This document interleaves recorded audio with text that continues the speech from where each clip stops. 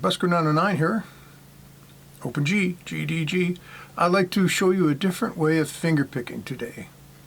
It's a banjo style that was around long before there was an Earl Scruggs. Earl Scruggs is the three-finger style that everybody's very familiar with and a lot of people find very difficult. But before that, they used to play two-finger style. And there's a couple different styles. The one I'm doing today is called thumb lead. It just means you start with your thumb. That's your downbeat. There's other styles that start with your first finger and stuff. But anyway, and there's actually an old book out there called Thumb Lead Banjar, B-A-N-J-A-R. Sometimes you see it in the libraries and stuff. It's kind of cool. But anyway, it's a really neat way of playing because it forces you to sort of create some melody. The piece you just heard is a snippet of one of my soundtracks from Pond 5. I know it got used at least once. They never tell you who uses your stuff, so it's kind of annoying, but they do send you little tiny drips of money every once in a while. Anyway, the tune's called Blue Moon, and it's played in this thumb lead style. So you use your thumb and then you fill in with your first finger. And as you can see, it's going to leave some gaps, which is what's cool about it.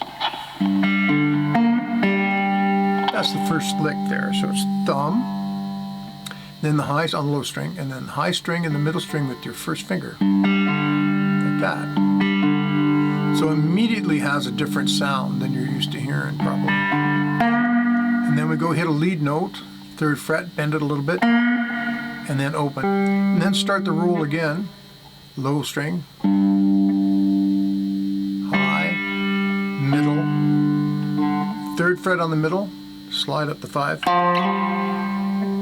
high string, and then the middle again.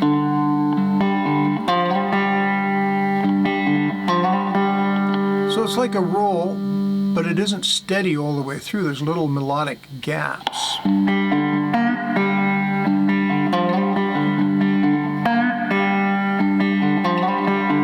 And the second line, I chose a different melody note, 5. Went back to 3. You can go on like that forever. It just has this nice rolling feel, but there's room in there to pick different notes and stuff. And then just to change it around and bring it around, I went 3, 0, 3. And once again, this is a banjo thing because it's 8 notes. 1, 2, 3, 4, 5, 6, 7, 8. Little vibrato's good. And then up to 5.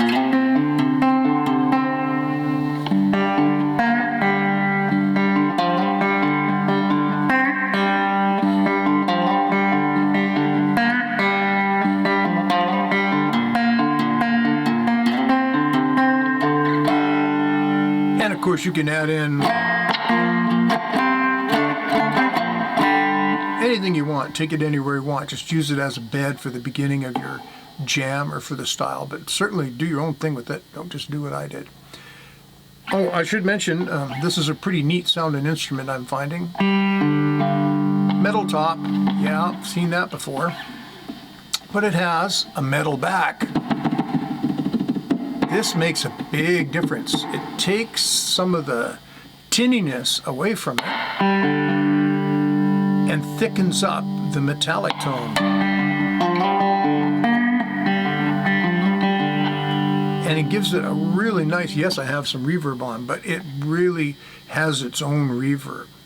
So I just thought I'd mention that. And it's framed in and down through the center and tape underneath both sides, so there's no rattling. Oh, and it has an MBG flat pickup, but it's for 6 strings. And it's pressed right against the top. Just a piece of tape between it and the top, so that you still have those little percussive things that you can get with a piezo without the high-end sort of tinny sound. It's a lot thicker.